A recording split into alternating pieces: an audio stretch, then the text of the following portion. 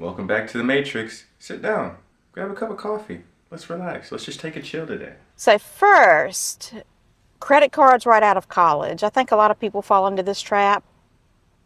As soon as you graduate from college, you start getting credit card offers in the mail and you start feeling like a grown up, right? For me, I didn't go to college. I have no student loan debt. I have nothing. They wouldn't give me credit cards. I don't know if that's for me personally. I feel like they did me a favor. I do have a lot of credit cards now. I'm putting them away. I'm not trying to use them anymore. It just seems like too much of a risk. But yeah, no, that definitely is how they get you. I always say in my mind, I'm like, the best way to trap you is to get you in debt before you even know what's going on. And then if I can get your parents to agree with it, then they'll make it seem like it's normal. Now, nothing wrong going to college actually. If you want to be like a doctor or something, but I always knew, dude. Even when I was in high school, dude, I got like D's. Not that I couldn't. It wasn't interesting enough for me. It's like, dude, yeah, I could learn geometry, but what am I gonna do with this in life? It just wasn't really cool for me, and I had other issues going on. So I just knew schooling wasn't really something I wanted to do, unless it would help me do what I wanted to do. So I did that. I graduated from high school actually, and it was a long time ago, 1987, and started getting credit card offers. I went off to college, but I didn't stay long. I got married, and I used credit cards to fund a lot of things for my household and used it for fun money. And like most people do, I used it for to buy things and pay. Now, I will say for me, I didn't actually do this. With the credit cards that I used, I always bought things that were appreciating in value. Um, but I still feel like it wasn't the best idea because some of the interest, it was kind of hard to manage. And even if your assets going up, you can't really beat the interest unless you really hold it for a really long time. I'm just saying it's too advanced for somebody like me personally, so that's why I'm backing off of credit cards. For things that I didn't really have the money to pay for, so things that I couldn't afford. So very early on, I got into credit card debt. And then when my marriage ended, and I was only maybe 22, I had credit card debt that I had to pay off. So a lot of people do that in before they learn their lesson in their early 20s, mid 20s. At some point in their life, a lot of people get into credit card debt, and then they learn that's not it's one of the most stressful situations you can be in financially is to have a lot of debt and nothing to show for it. Credit cards have their place and they can be used as a tool to build credit. They can be used as a tool for other things, but they are not, they're very dangerous, so stay away from them. Next mistake. Early on in my career, I did not take advantage of my 401k.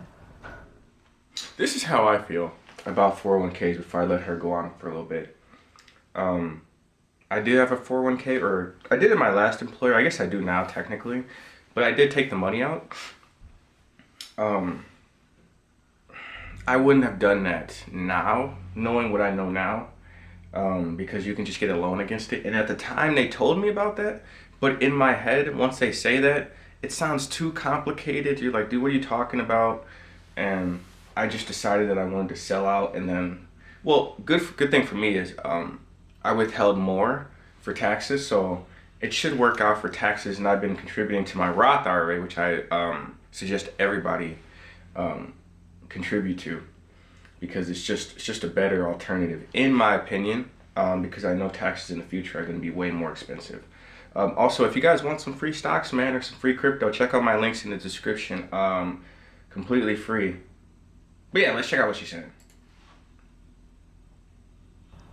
Um, nobody in my family ever invested. I don't remember hearing anybody talk about a 401k. I didn't even know what it was. And honestly, this was before the internet, if you can believe that. Gen X. I started my adult life without the internet. And I didn't, so it was harder to learn about things like that back then. So early in my career, I did not take advantage of my 401k match from my company. I did not contribute. I thought I listened to some person that said, oh, you know, it's just playing the stock market and it's risky, and if you put it in 401k, then you don't have any control over what happens to it. I listened to that crap, and I did not contribute. Also, I started around the time I was 30, I started looking into real estate investing, and I thought, I want to keep control of my own money so that I can invest it in real estate, and I would rather do that than invest in the stock market. So I did not invest in my 401k, and I did not get serious about my 401k until 10 years ago when I came to this current company that I just retired from. I would say yes, the match is very nice. It helps you, it's free money, you know, so I'm trying to even start up a little 401k myself, but I'm not really too interested in that, more Roth IRA, just because the growth I get is tax-free and everything. I buy the Bitcoin ETFs, which I also like too, because I can do it in my own hands. So that's nice, but I mean, yeah, you can start there. There's a lot of options. Let's check out the next person. New homes are falling apart. People are trapped. Now, there's this one dude well, not this one dude. You guys obviously know him, Stephen Graham. I listen to him sometimes. He's entertaining to me, but he was saying, because I stay at this apartment, right? My rent is $930. So it'd be like the most you'll ever pay when you rent an apartment is $930. But that's the least you'll pay if you own a home, or if you're, you know what I'm saying? Because it's like, if anything breaks, you have to pay for it and stuff, and insurance and all this other crap. So I'm not a big, personally, if I feel like I was going to buy a home, it'd have to be in cash, or at least enough to where it's just small payments, you know, or, you know, it's going to get paid off soon, because I don't want to be stuck. I don't know. I'm not even a big house person. I would personally maybe want to rent a nice place, but I mean, that could be foolish of me. I'm not sure. I'm just not there yet where I'd want to buy a house or something, or be interested in, because I feel like that would lock me down, and I just don't know what I'd want to do. But let's check this out. Being large, you know, really grand compared to a lot of houses throughout the world. America, we just have the most space in our homes. Well, everyone's aware of the kind of cost of living crisis and how expensive homes have gotten, how most people have been priced out of home ownership. The actual quality of the homes has really suffered over the years. And I think most people don't really realize that, and they're so excited to get into a home that, you know, they don't really do their due diligence. And they find out that the dream that they're walking into actually turns out to be a nightmare. So today we have a couple of videos to kind of highlight the situation that a lot of people are walking into and what it can potentially turn into. So, you know, let's just get into it. You'll see all these $200,000, $300,000, $400,000 houses. Well, here's one. There's one. All right. I want to show you what these son bitches are made out of. You see that? Better. Okay. There's this. Ain't shit to it. I want y'all's goddamn homes built out of fucking cardboard. 200 G's. 200 G's. All right, first off, I want to say I love blue-collar workers. Like, sometimes they're just like cartoon characters. They're out there for so long, they kind of like just become their own kind of people. But like, you look at the house, you look how flimsy that is. And a lot of the new builds that you walk into, a lot of the new builds that you go and tour, if you actually knock on the wall, you can see that sometimes you can see the entire section of that wall move with just a simple knock. You know, it's not even really drywall anymore. It's just super. To me, I just feel like, I don't know. And I feel like he's got points, you know. I don't know if I just, and then it's like, because of how expensive it is, it's like, dude, a lot of this stuff just doesn't seem, even I see some of these homes in like these terrible neighborhoods. It's like, dude, come on, bro. Now, I will say, I have seen some really cheap homes, but dude, they were in like some slums or something. Like, I don't know if you guys, the homes in, I'm not trying to hate, but I went to Rockford, Illinois, and there were some really cheap homes, and just super thin. It was just composite. They're like, if you leaned on your wall wrong, I mean, you could fall right through into the other room. And this is really typical when it comes to the new homes. You know, when you see them, they look really nice, they look really clean, but that's because most of it's just plastic. You know, with your trim, your siding, everything. is just kind of plastic now. I mean, there's even like gutters that look plastic, but that strength, that durability is just not part of the construction plan anymore, really. You know, they want to put up homes so fast that they've kind of done away with the idea that homes are supposed to be passed down from generation to generation. And mostly that's because homes aren't passed down from generation to generation. So what's the point in building a home that'll last if it's only going to be for one person? Or for the most part, you know, people will just get a house and then in a few years sell it when they realize they can't afford it. Get foreclosed on, gets bought up by BlackRock or Vanguard or Blackstone or something like that, or even by another country. But yeah, the quality of homes is just, it's really gone down. I guess I wouldn't know. But I mean, I feel like everything he's saying seems accurate, you know. Everything has gone down in quality. From the clothes, the buildings, the cars, everything is just... The strange thing is this is what I'm saying. If they keep doing this, who's gonna buy this crap? It'll be the richest of the richest, but my question is, there can't be that many rich people to be doing all this. I'm telling you, man, we're getting some strange times. Buy some Bitcoin. Let's check out the next clip. Don't leave your job. Life is not a joke. I seen this guy's video. He just uploaded this. This one isn't the one that went viral, but I still want to check it out because I want to hear him out. So let's just see what he says. Man, the harsh truth is, man, life ain't no joke, man. You know, you don't want to leave your 9-to-5 job, man. Especially if you got a purpose on the side and it hasn't took off yet and it's not generating enough income to where you can live off of it. You don't want to leave your 9-to-5 job. 9-to-5 jobs is saving so many people's life right now.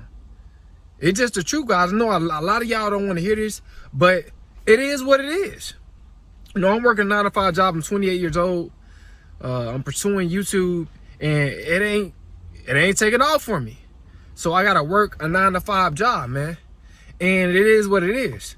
You know, see, a lot of y'all, when y'all quit y'all 9-to-5 job to pursue y'all purpose and it's not making enough money, you gonna wish you had that 9-to-5 job. You know how many people wish that they had a 9-to-5 job? So many people can't get a job. You know what's weird too, though? I'll be honest. I've never had issue finding a job. Never. Never. Maybe because I didn't go to college, it allows me to just choose anywhere, right? And I'm very flexible with my scheduling, and I guess because I don't have kids and stuff, I can literally just go work anywhere. Now, why don't I just pick a more insanely high-paying job? I don't know. Maybe I want to focus on other stuff. But honestly, I could just look for a job paying some stupid amount. Honestly, I might try that. Because I was making $60,000 in my last job. And I was able to save like a boatload of money. So maybe, honestly, I might look for a job paying 100 racks. That'd be worth it for me to show up. And then I can still do YouTube on the side and stuff. You know, honestly.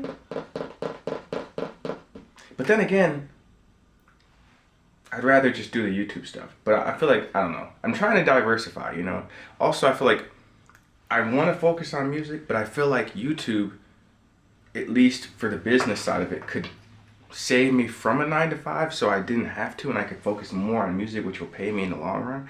And I'm investing too, so I feel like it'll all come together. It's like, it's all there, but it's just not, you know. But, no, yeah, 9-to-5s can be helpful if you're being conscious about it. Looking for a job, and so many people are getting laid off nowadays. You know what I'm saying? You know, everything is getting crazy nowadays, man. Keep your 9-to-5 job into your purpose till it takes off, till it blow up, man. You know what I'm saying? It's gonna take time. You're gonna have to go through delayed gratification, just like I'm going through delayed gratification. No, it is what it is, guys. I know a lot of times we want to move fast in life, you know, but life, it'll slow you down. Because when life start life, it ain't no joke. It ain't no game, yeah, man. He's right. You know, you'll be out here on Skid Row. And, you know, I'm not trying to, you know, trying to make fun of nobody that ever been homeless before. You know, even though I've never been homeless before. But, guys, man, you can end up in that situation. I have, multiple times. In fact, I think this is what makes me so crazy about money. and so aware is because of my childhood. You know, evictions, not necessarily evictions, but we having to move out, all this other crap.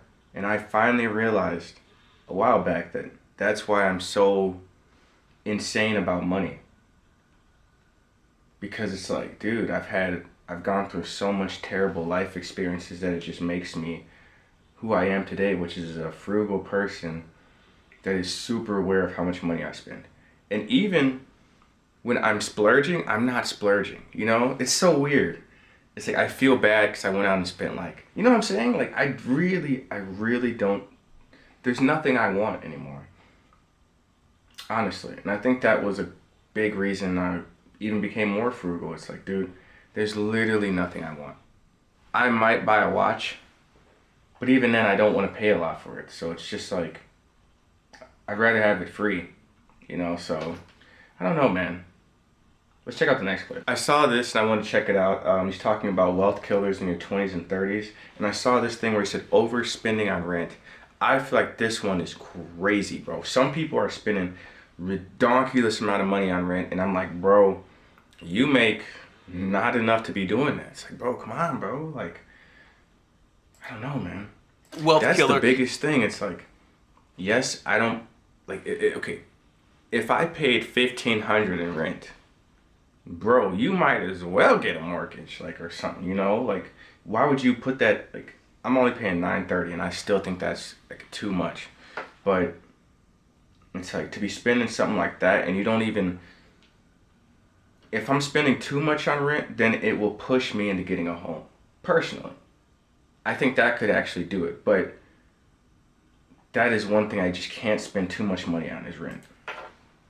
Is one I may get pushed back on, and that's okay. It's overspending on living situations. The biggest expense that we all have is where we're gonna lay our head at night, Yeah. our shelter, right? And I know that paying for rents nowadays is expensive, at least here in America. Just a couple of years ago, rents went way up, and they've stayed way up. And it can be hard to find a place to live that is safe and has good schools to Right. send your kids to. Look, I understand all of that. But when you pay too much for rent or where you live, it leaves less and less room for growing your money and investments and building wealth. You may have to get a little more creative about your living situation. Maybe it's moving back home with parents. Maybe it's living with friends and family. Maybe it's living with roommates, right? Maybe just for a short time while you save up money to buy a home. The days are over that everybody can afford a place to live by themselves. So sometimes you're gonna have to do what you gotta do in your 20s and 30s to save some money somehow to either get out of debt, invest more money, or buy a home and get to a different level in terms of your personal finances. It may mean a year or two of sacrifice or 3 or 4 years of living with other people. Whatever it takes. Another wealth. Yeah, that's the truth, man. It's like, dude, we got to start doing what we can now so that we're in a better position later. You know, we wait so long to do anything and it's just like, it just really backfires on me. It seems like every time I do it, it backfires. I don't know about you guys, but every time I mismanage anything I have, it just really backfires. Or when I go too crazy and I have to pull back now, it's like, I'm tired of losing time, you know? This next one also is something I had to, so if you guys don't know, well, let me let him explain. Killer is overspending on vacation. Overspending on vacations. I won a trip to the Bahamas. Basically it was like a raffle thing, but I found out that like basically they ain't really paying for the whole trip, you know? They might pay for like half of it, you know? And like I just at the time it was cool, but then once we got close to the date, I was like, dude, I ain't got the money for this. Not that I don't. Obviously I do. Well, I guess you guys wouldn't know, but I do have the money for it, but I didn't, and I felt like going on vacation is cool, but I didn't want to put myself in more risk just by wanting to go to a vacation. Look, I know we all want to take that cruise. We all want to sit on the beach somewhere. We all want to travel over to Greece and over to Dubai and hang out, relax, and have some fun. But listen, guys, splurging on luxury travel or frequently booking these expensive vacations, a lot of times those things are fine and dandy, but you got to remember you're paying something for those. Not just today, but a little bit is coming off the top for later on down the road. That when you're in your 20s and your 30s, you're not really looking at the fact that one day you'll be in your 50s and you'll be wishing you had some of that money back. Nothing wrong with getting these experiences. I'm all for that. That's okay. But just understand what's being sacrificed. Yeah, I know we want to look good on our vacations and all that good stuff. We want to spend some relaxing time away from it all. And we all want to get the loves and the likes on the social media platforms that we're on. But just remember, there's a sacrifice for overpaying or spending too much or spending a lot on these luxury vacations that we all tend to want to go on. Guys, if you get value. And he's right. That's how I feel. So let me know what you guys think. See you guys next one, man. Peace.